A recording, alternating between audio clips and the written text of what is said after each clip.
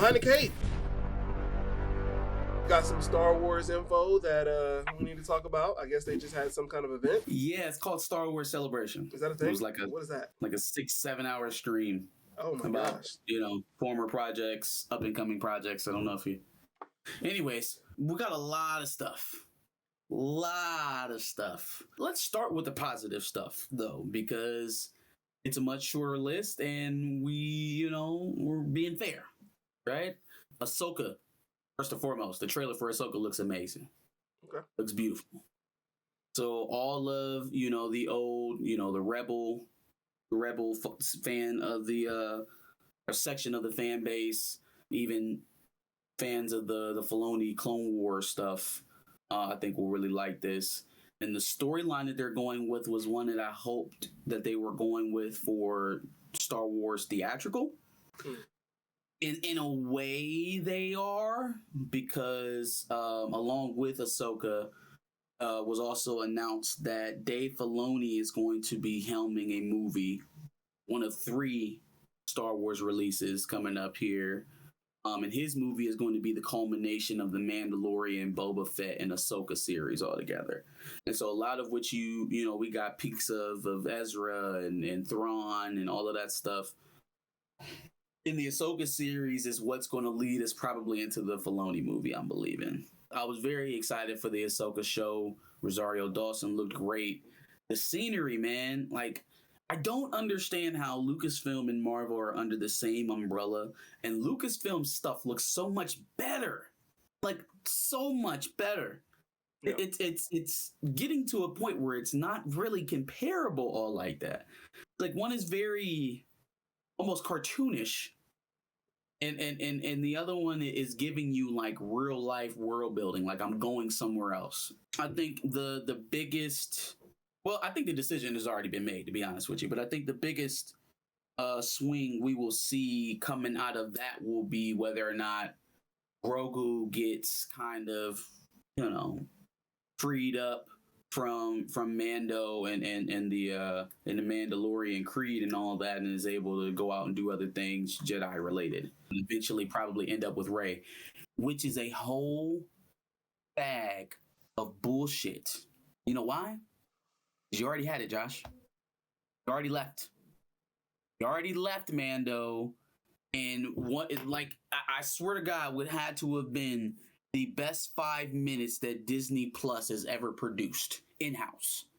The best 5 minutes of content that Disney Plus has ever produced in-house was this Luke Skywalker scene at the end of season 2 of Mandalorian. Comes in, clears out the entire ship, walks into Din Djarin. Grogu leaves with him, but before he does, Din Djarin removes his helmet. Right? It was a very emotional scene. It was hype because everybody was seeing Luke Skywalker. It was a perfect wrap-up to that relationship, and it would have made for an even more emphatic reunion later on down the line had they done it right. What they do the very next season? Grogu's right. Well, I'm sorry. We had Book of Boba Fett, which was basically Mandalorian season 2.5, and they reunite them. Why? Why do we do that? Why do we have to do that? We didn't have to do that. You cheapened it. You're just ruining it. Look at my lips. You're ruining it. Ruining the fun for the next man. So you brought him back just so you can commercialify Grogu, right?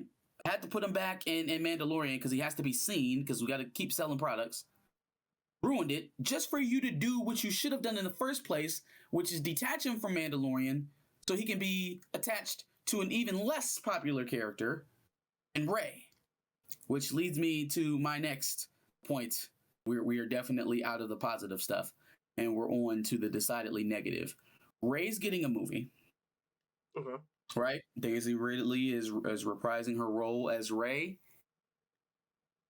And she's going to be rebuilding the Jedi Order. Come on a ride with me, Josh.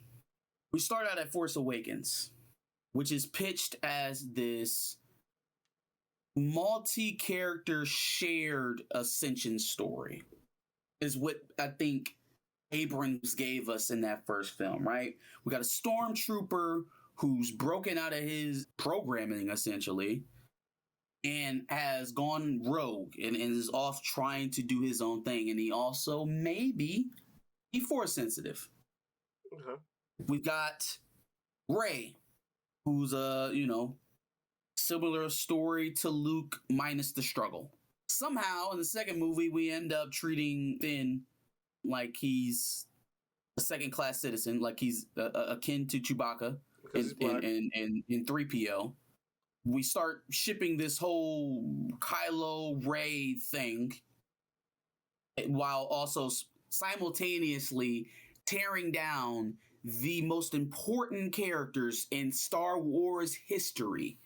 Luke is a hermit and is also prone to violence against his close loved ones. Will literally strike his nephew down if you show any signs of evil. So don't spill any milk at Uncle Luke's house because he might strike you down with a lightsaber. And then Han Solo is an absent father who never had the time to raise his son even after the Empire fell. Because, I thought Han and Leia lived happily ever after and maybe had some kids and raised them together. No. Total fuckboy, got Leia pregnant and went back to space with Chewie. Damn. Right? Like, some of the worst stuff that they did to this franchise in those movies was trying to re-examine characters that already worked, while also trying to elevate characters that people didn't gravitate to. And you're going to make Rey rebuild the Jedi Order. I don't understand. Who's showing up for that? Who's showing it up for that? You don't have the shippers. You don't have the people who wanted to see Kylo and Rey together. They ain't coming. Ain't no Kylo. Right? You don't have the classic Star Wars fans because you're essentially driving home the fact that Luke was not really the chosen one and he was actually just a piece of shit like his father. And we need a new chosen one to be the actual balance to the Force. And it's Rey. It's who? Huh? Palpatine? Come on, man. And so with that being the spearhead for the direction for the franchise going forward, first of all, they are going to get reamed. The Filoni thing might do well. Filoni still has the hearts of a lot of loyal old fans because of what he did with Clone Wars. Not Clone Wars the movie series. I don't know how long of a leash that is. That's actually really interesting to me because I don't understand how Filoni, even though, he was the impetus to a lot of what Favreau's doing, how Filoni was the choice and not Favreau. Like, for all it's worth, Filoni has given us a lot of source to work with, but he made Clone Wars, which is easily the worst out of the prequel trilogy. So how does he end up being the pick over Favreau, who's at least shown you that he can produce good movies and that he has a clear vision for where he would like to take Star Wars, right? With introducing Mando. Well, I think Favreau lost the fight. I think Favreau lost because what's happening in Mandalorian right now doesn't feel like what was happening in the first 2 seasons of Mandalorian, where the direction of Star Wars, now that we know, post Star Wars Celebration, where they're going, doesn't feel like that's what the culmination of Ahsoka, Boba Fett, and Mandalorian we're coming to. It felt like that's where Star Wars as a greater universe was building up to. It didn't feel like it was going to be something isolated to just one segment of Star Wars or just one film. So I think he lost.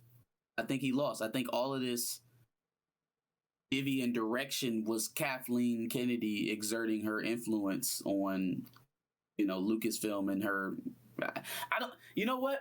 It's funny because we definitely, or at least I did, hopped on the idea that Kathleen Kennedy was going to be announcing her retirement here at Star Wars Celebration, and they didn't announce any extension of any kind, so maybe it was. But I think it got us the same result, but just through a different circumstance. She didn't actually announce her retirement.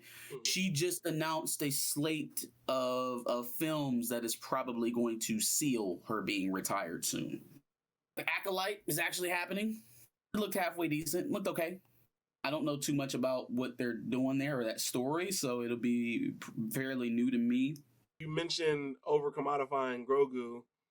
He got knighted by Lizzo, apparently. That's...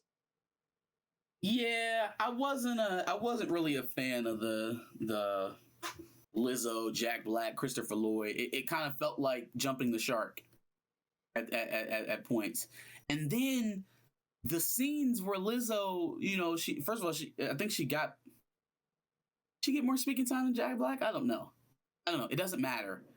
But it felt like they were trying to give her more speaking lines, which in retrospect ended up hurting her more because the more she was talking, the more I could see that this wasn't the most comfortable space for her. Sure. Or at least something that she has done very often and had very much practice or experience in, because the more dialogue they began to give her, the more unnatural her speak started to become, or her mannerisms as she's speaking. It's like you could tell that she hasn't done this a lot. Yeah. Let alone be trying to do it in the Star Wars genre. It's just not... Probably not the best start. A place to be introduced yeah. as a new actor. Jack Black is one thing, although it's very off-putting to see Jack Black in Star Wars.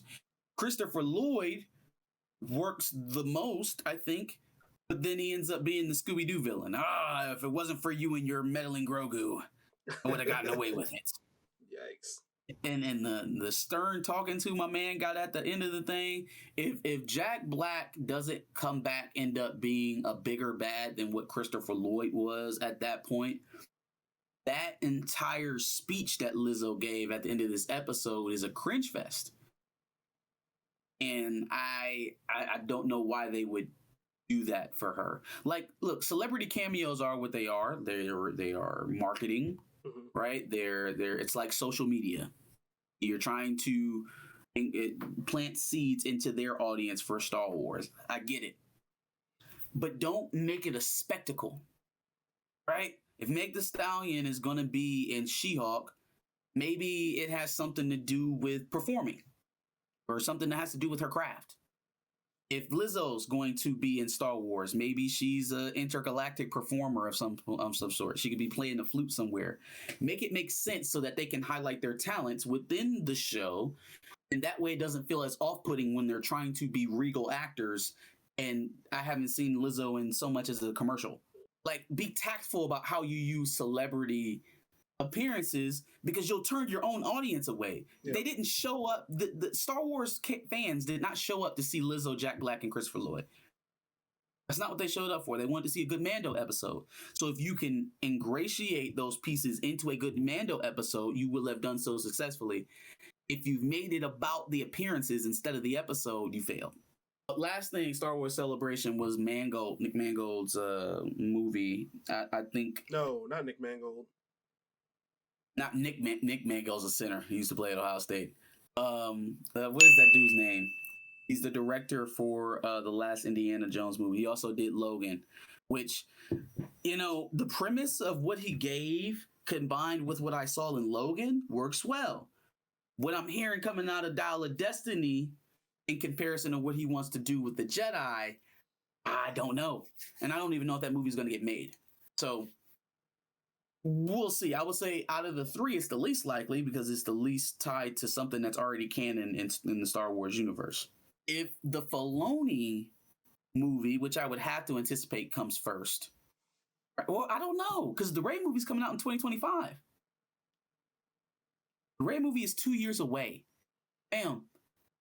That just registered to me now. The Rey movie... the one you absolutely need to work. It needs to pop, or else the franchise is dead. That movie comes out in 2 years. Less than 2 years. How? Not to mention this is the movie that Lindelof was writing. David Lindelof? Mm. So he was writing it, and then they hired a director. Then creative differences happened. They fire the writer and keep the director. Isn't that what you just... Fam. Is that not what happened when you went from J.J. Abrams to Rian Johnson back to J.J. Abrams? Is that not what happened? Mix and matching writers with directors at will because it's your movie, not theirs? Oh, this is going to be an epic failure. It's going to be an epic failure, and I'm very saddened by it because I was hoping that Star Wars wasn't going to suck. And there's going to be stuff that's serviceable, that's good, I think. Yep. I'm excited about Ahsoka. I'm excited about how that ties into the Filoni movie. I just wish that was the direction for Star Wars. Take us there. Take us to what is popular. Take us to what is working currently. Not you trying to fix your influence on Star Wars. Not you trying to reestablish what people already told you they didn't want because it was your influence. No. We will see. Last thing on Star Wars, and then I promise I'm going to let it go. But I know John Boyega doesn't want to be involved in Star Wars ever again. And hey, if that is well within his rights, the way that they did that character, I completely understand. Disney, don't think that is an excuse to completely ignore the Finn character. Oh, don't think it's an excuse. You're going to do a Rey movie? Okay. Fine. Cool. Don't think for a second that John Boyega not wanting to be in that role disqualifies you from having Finn or for us expecting Finn to be in this movie. Because if Rey can rebuild the Jedi Order, the first student who should have entered her school should be Finn. The first Jedi student that should have entered her school should be Finn. Anything else is a epic failure. And I will drive it home and until Kathleen Kennedy walks out of the door. I will be screaming that at the top of my lungs. Oh, you thought that you were going to make a Rey Glory movie, a Rey Skywalker movie, and not even acknowledge Finn. No. John Boyega not wanting to be there is not an excuse. Recast that character and tell Finn's story the way that it should have been told. Please proceed. No more Star Wars. So, the Blue Beetle trailer came out. It did. Seemed decent, I guess. Seems like something I'll go watch. Seems like something I'll watch I think for sure. it looked good.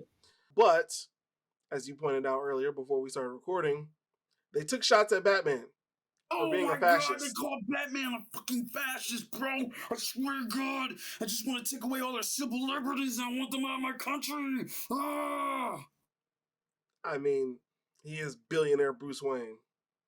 And he beats up on a lot of poor people. I don't think a lot of, I don't think it's hard to draw the connection. No, I get it. It's more that, let me incite hatred from the fans talk from yet another creator. I just don't, I don't get that. I've never walked into a store and been insulted off the bat. I've never gone to somebody's place of business and had them work overtime to make me feel uncomfortable or somehow uncultured or unintelligent or that's ironic. Yikes. Or anything like that. I've never gone into a place of business or somewhere where I've expected to spend money and had the merchant mock me in some kind of way. It's one thing to have some sort of political difference with someone. It's another to project your political stuff onto others preemptively when you're trying to sell them something. You don't even know if who you're talking to agrees with that premise or disagrees at all. But you're going to put it out in such a way that if you don't agree with it, you're obviously part of the problem. You're obviously one of the ones that should be angry. And it also provides you a level of cover to say, I did it. I did it just because I wanted to show the hatred. I wanted to show the haters. Making movies is not about showing up the haters. It's like the generation of troll has somehow permeated Hollywood. Yeah. And now they're trolling in the content, which is not the point. But then again, neither is ranting on live about your favorite superhero being disrespected and called a fascist. It's a little embarrassing over there. What's his name? Ryan Kennel? Yeah. Damn. I thought my boy was going to pinch a log right there on stream. He was still upset. This is pandering to these stupid fucking 20-year-old furry profile picture, she, them, don't know what your fucking gender is, don't buy comics, don't have money to go to movies. That's who that fucking shit is pandering to. Batman is a fascist. Fuck off with that. That's so stupid. Yeah. Go Batman fucking fascist. They about to have a stroke live on set. Literally. Also, DC news, James Gunn apparently floated out the idea that maybe down the line at some point there could be a MCU DCU crossover. You know why? Why are you saying this? Now the fact that he has made successful projects at Marvel and is now the head of DC, that's the connective tissue. That's where a conversation could be started, because I think James is going to have some pretty positive reception over there at Disney after Guardians of the Galaxy, because it's going to be one of the only things that pops for them in the next couple of years. But does that mean that they're now going to tie their financial viability back to a competitor? The only thing that works for them is if they both come to the conclusion that the superhero parts of their studios are not as viable as they used to be, and that it's in their best interest to have some sort of mega splash between the two universes. The problem with that is you have to have popular established characters in both universes for it to even make sense.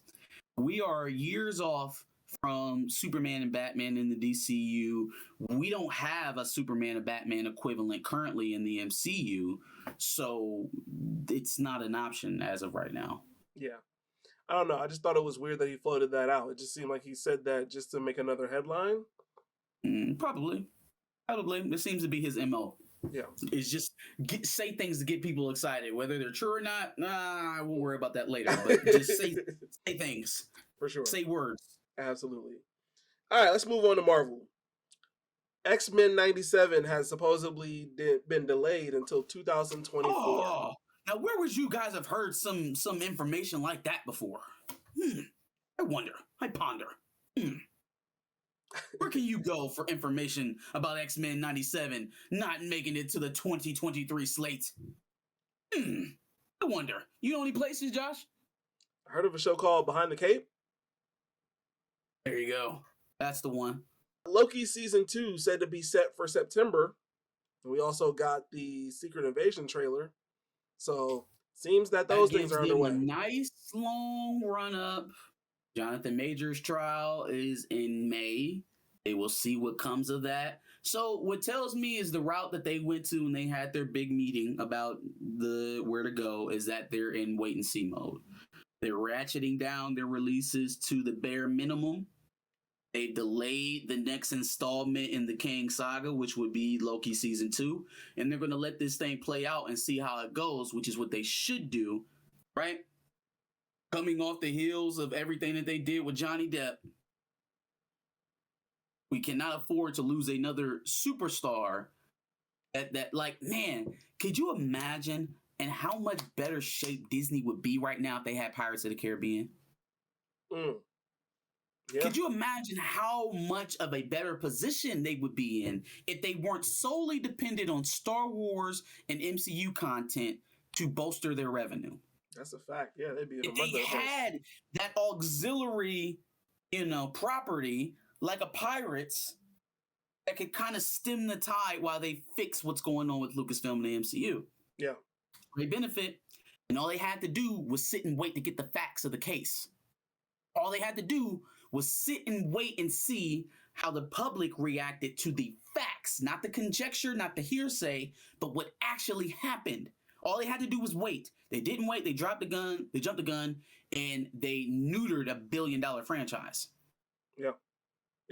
Off a hearsay, off an op-ed from one of the most dishonest people in America. Proven to be. They are currently in stasis. That's why there's been on top of them not having a lot of money, so many delays is because if they need to do a drastic adjustment, they'd rather have a little bit of a buffer to try and course correct as opposed to having to do everything on the fly. Sure. Absolutely. Your girl Liv Tyler is being added to Captain America 4, New World Order. To Hulk? No, to Hulk Captain New America. World Order? Captain It's America called Hulk New New World World Order. They changed the name. Order. Did they? Featuring Falcon. Featuring Falcon, but not Captain America. Yikes. Yo, fam, this is absolutely nuts. Like, how do you just come out the woodwork and try to make an Avengers movie with all Hulk characters? Yeah. They weren't very confident in Anthony Mackie being able to lead this film, which makes me wonder, why is he the lead of this film? If you needed Harrison Ford, if you needed Mark Ruffalo, if you needed Liv Tyler, if you needed Abomination, if you needed all of these Hulk auxiliary, it's almost as if, well, we didn't have the rights to make a Hulk movie, so we'll just put all the Hulk characters in Falcon's movie and call it Captain America. Yep. Billion? No. No. Mm-mm. Not at all. I'm not going to a Hulk movie starring Falcon called Captain America. I mean, of course I'm gonna go, but that's not the winning recipe. I literally don't understand what's happening here anymore. If you didn't think Sam could lead the film, then why not make it an ensemble cast from the jump? Why call this film Captain America at all? Sounds like they're going through the same thing that they went through when they were unsure if Shuri would be a solid cast member. So yeah, and let's then just surround her with a bunch of stuff and let's hope it works. Let's shoehorn a bunch of other stories into this movie, which didn't work for Wakanda that's Forever. The pattern. That's it. We're going to do this mantle thing. We believe the mantles are more than the characters, but really subconsciously they know that it's lacking, so they try to beef it up with all this stuff around it. If you truly believed in that mantle swapping shit like you did, you would just put a new character in the mantle and go about it the same way you did the first time. But y'all don't have the confidence in it. You know you don't. You never did. It was all this. It was all gum bumping. Right? Yep. Yeah. Oh, mantles. Yeah. In the back of your mind, all your market research and all of your test screenings told you that no one gives a damn unless it has the character that they like. And so you decide, well, if that's what's missing, let's just add some more characters that they like around this character that we're trying to make them like, and it'll work out. Black Panther 2. Thor: Love and Thunder. I was going to say Thor: Love and Thunder, but they didn't. I don't feel like they shoehorned a bunch of stories into Thor: Love and Thunder as they did the other two movies. It was all over the place, sure. Yeah, but they didn't shoehorn. It was a lot going on there. It was Jane's cancer. It was the reunion between Jane and Thor. It was Thor and the hammer. It was Valkyrie having a midlife crisis, and then behind all of that, it was Thor Gore. And his weird, kind of Pennywise vibe he had going on. So there was a lot going on in that movie. Yeah. It was a lot. But it was a lot going on amongst the characters. They didn't, tie in a bunch of characters from other movies, I feel like. It was just a lot going on with the characters that they had. Oh, but then they had the Guardians at the beginning of it. They had Guardians, they had the Gods, they had Valkyrie, they had Gore, they had Jane Foster Thor, they had Heimdall. They had a lot. The Marvels. Same thing, right? Brie Larson is sharing the screen with Tiana Paris and Iman Vellani, which doesn't sound bad, but now all of a sudden they're not supporting characters. They're 3 co-leads, and they're going to be swapping powers like Freaky Friday. Okay, you're doing too much. It's too much.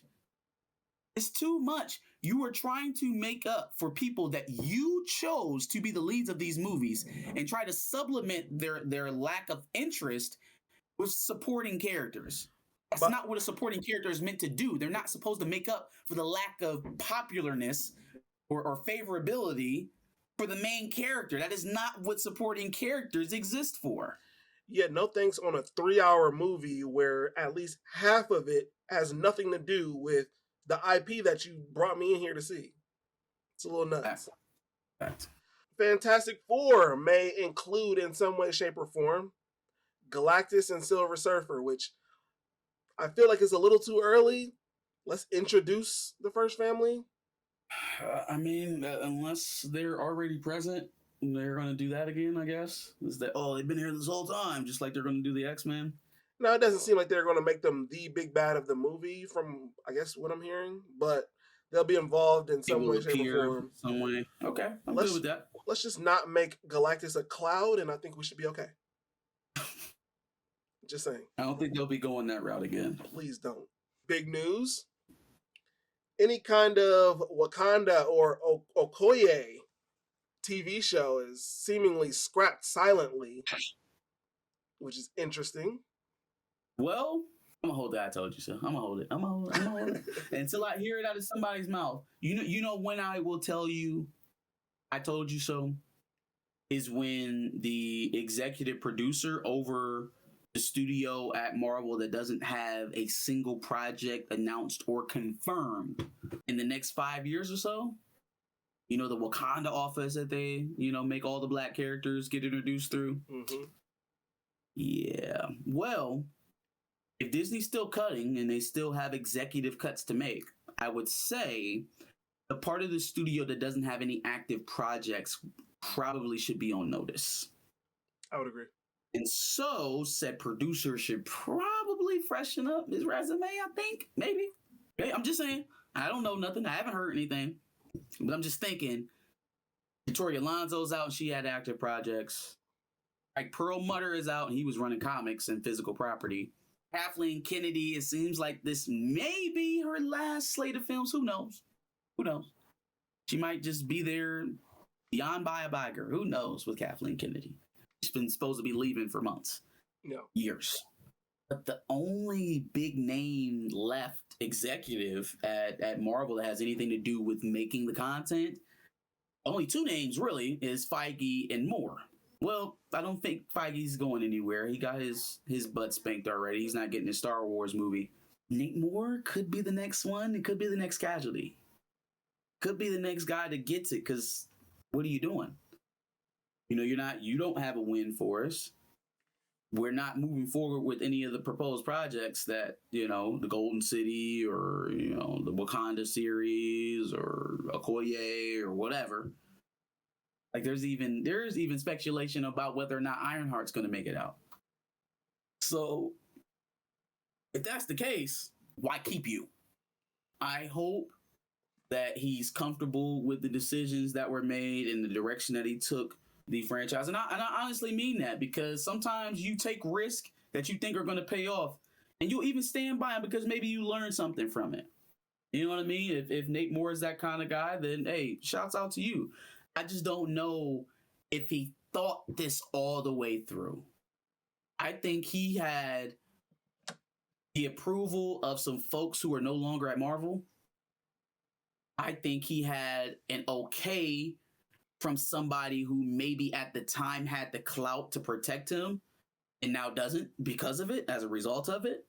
I think he had a very fortunate circumstance to be running, Wakanda, Black Panther, and all of that stuff.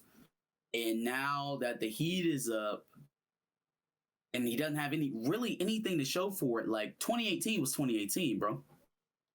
Yeah. You're not going to hang your hat on 2018 and we lost $120 billion last year. Yeah, not something from 5 years ago. For sure not. Yeah. What have you done for me lately? Since then, it's not been all that pretty. What, Eternals was another Nate Moore? The track record's not recording. It's not doing a thing. So if there would be another executive let go after Perlmutter, you think he might be the guy? It may be Nate Moore. Okay. We'll see. The final thing, apparently Ike Perlmutter on the way out had some things to say. Yeah, it wasn't pretty, and you'd expect something like this to come out from a guy who, obviously lost his job, but still owns the most Disney stock of anybody on the board. Right? Yep. So he's in a little bit of a different position than Bob Chapek. Bob Chapek probably signed an NDA, got his severance package, and moved on. Which is what I think maybe Victoria Alonso will do now that she's suing Disney. But they'll probably settle. She'll probably sign an NDA to stop talking about this stuff, and she'll quietly go away like Chapek. Sure. Perlmutter, on the other hand, doesn't have to do any of that because he literally still has the most money of any other board member staked into Disney currently. So he was just talking about, the decision-making processes and really giving us a look inside of Disney and what's important to them. And it kind of lines up with what I proposed or what I think about Disney. It's much more about the aesthetics, the popularity. It's about the perception to them. They are so focused on the outward facing persona of the company that they will make decisions for that in lieu of the fiscal responsibility that they have to their shareholders, which is a very interesting take. And also it could be slanted because we are talking about a disgruntled ex-employee now when we're talking about Perlmutter. But it does seem to fit with a lot of the speculated infighting that's going on in Disney right now, and kind of where everybody's heads are. Now, if I'm taking a look at that fairly, I'm saying that probably both sides of that argument took some losses. Obviously, Nelson Peltz didn't make it on the board. Ike Perlmutter is fired. Kareem Daniels is fired. Bob Chapek is fired. And then on the other side, you got Victoria Alonso gone. I don't know if Kathleen Kennedy lost. There's been a lot of talk about how the heat is turning up for her, but it seems like she's doing everything she wants to do. So I don't know if Kathleen Kennedy lost, but there has been casualties on both sides of this quote unquote culture war that everybody's talking about. I just hope that since it looks like we've taken a shot at both sides of it, maybe the result will be some better content. But I for Star Wars, I don't really have that much faith in it, to be honest. Got you. Especially with what it looks like they have coming up. Agreed. Any other thoughts on Star Wars, DC, Marvel, John Wick, Power Rangers, Teenage Mutant Ninja Turtles? You don't have to do that. That's it for me. Give us your thoughts on the news we discussed today. If we missed anything, put it in the comments below. Make sure you like, share, and subscribe. Come back every week for another Behind the Cape episode. Not House Divided. Yikes. Not College Football. Absolutely. And make sure you check out our previous video that we did on Blue Beetle and what it might do for DC. And then make sure you subscribe because anytime we get any news about Marvel, DC, Star Wars, Teenage Mutant Ninja Turtles, Power Rangers, John Wick, we'll be sure to let you know.